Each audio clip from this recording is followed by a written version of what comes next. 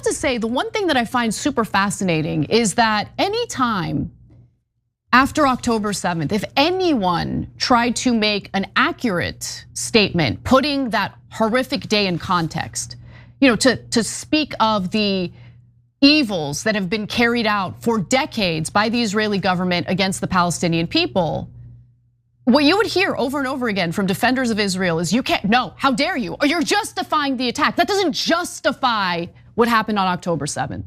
Okay, fair enough. But then how do you use October 7th over and over again to carry out endless atrocities, not just in Gaza, but also the West Bank and Lebanon and Yemen and Iran and Iraq and Tunisia? I mean, all the different countries sovereign countries that have been effectively bombed and attacked by the Israelis since October 7th. Welcome to The Explainer. All right, today we're diving into a really critical analysis of October 7th and what happened next, pulled directly from several academic sources. These documents present a challenging perspective, so let's just get right into it. And right off the bat, the sources we're examining hit us with this really provocative quote. Their whole argument is that you just can't understand October 7th in a vacuum. The attack, they say, is the scream. But the real story, the essential context, is what they call the boot on the throat. So, to really get a grip on the argument these sources are making, we're going to break it down into 5 parts. First, we'll look at their core thesis, this idea of the license to occupy. Then, we're going to rewind the clock to look at the historical context.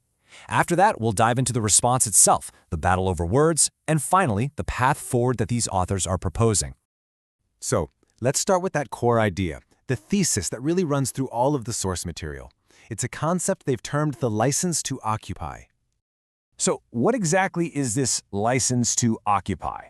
Well, the sources define it as basically a political and moral blank check. It's the idea that a traumatic attack grants the latitude to repackage long-standing policies of control and justify them as brand new, necessary acts of self-defense. The core argument here is that the tragedy was almost immediately seized upon as a strategic pretext. They claim it essentially gave a green light to pivot from a long-term policy of simply containing the situation to a full-blown push to achieve long-held political goals using maximum force. Okay, next. The sources are really insistent on this point. We have to rewind the stopwatch. They completely reject what one author calls the colonizer stopwatch. That tendency to start history at the precise moment of an attack, while ignoring everything that led up to it. So let's see how they build that context. The entire analysis frames the conflict through the academic lens of settler colonialism. And the key distinction the authors make is that this isn't a single event in the past. They argue it's an ongoing structure, a continuous process that's all about controlling land and demographics to, in their words, replace the native population. For these authors, this is ground zero. This is where the clock has to start. 1948, with what Palestinians call the Nakba, which means catastrophe. They argue this isn't just some historical footnote. It's the foundational event, the original trauma that everything else flows from. The sources then bring in this heavy academic term, necropolitics, to describe the situation in Gaza before October 7th. But what it really boils down to is this: the argument that the long-term siege created a system where political power was literally the power over life and death, controlling who gets electricity, who gets medicine, who gets to move, essentially who lives and who dies. Now, this is a really fascinating way the sources visualize history. They call it a palimpsest. Like an old scroll where new text is written over the old, but you can still see the original writing underneath. Each date on this timeline, they argue, is another layer. And October 7th was the event that suddenly made all those hidden, underlying layers visible to the world. All right, next we're going to see how the sources analyze the military response itself. They argue it's a textbook example of the shock doctrine, this idea that the shock of a major crisis is used to push through radical policies that would be impossible to enact in normal times. The analysis really zeroes in on this one single, staggering number, 83%.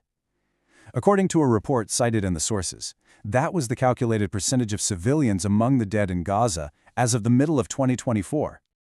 And this table shows you how the analysts actually got to that 83% figure. They took the total number of people killed and compared it with an internal database of known militants. The conclusion they draw? that a civilian casualty rate this high wasn't some unforeseen tragedy, but was actually an accepted, calculated outcome of the military strategy itself. Now, here's a crucial point made in the documents. This license wasn't just for Gaza. The authors claim that the simultaneous explosion of violence in the West Bank points to a much broader strategic objective, one that goes far beyond simple retaliation for an attack. And here, the sources use data to back that claim up. This table shows a statistical analysis of what happened in the West Bank after October 7th. That RR stands for relative risk. It basically shows how much more likely something was to happen. The key finding, they argue, is that big jump in deaths and displacement. Evidence, they say, of a wider strategic goal of annexation. Okay, so moving on from the physical conflict, the sources now turn to the battle over the narrative itself. They argue that right alongside the shooting war, there's this intense war over language, over history, and over who even has the right to provide context. The documents highlight what they describe as a really stark double standard. Their argument is that when Palestinians try to talk about history, they're accused of making excuses for terror. But on the other hand, when October 7th is invoked, it's presented as a totally valid reason for an open-ended military occupation.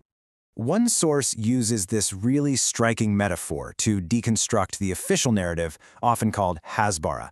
It's framed like a three-part joke. You have the setup, the premise, and then the punchline. But the author's point is that this isn't a joke at all, but a rhetorical trick designed to always arrive at one single conclusion: the justification for permanent control. And this quote from the scholar Edward Said really gets to the heart of this war over words. The sources argue the fight isn't just over territory, it's over the timeline itself. Because whoever controls the beginning of the story, well, they get to define who the victim is and who the aggressor is. So, finally, let's look at what the sources actually propose as a way forward. They explicitly reject the whole peace process framework, and instead they push for something they see as much more fundamental. So instead of a peace process, the sources propose this 5-step license revocation scheme, rooted in what they call decolonization. You can see it moves from international legal pressure, things like sanctions and ICC warrants, all the way to a very radical political end goal: one single democratic state where it's one person, one vote. And this quote from comedian Amir Zar is used to just distill that whole complex policy proposal down to a basic human plea.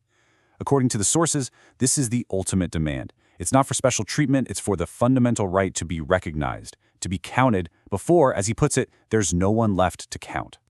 And so, the analysis leaves us right here, with this one final question that encapsulates the whole argument. Will this moment in history become the permanent license for occupation? Or will it be the very thing that finally shatters the silence and forces a completely new conversation about the future?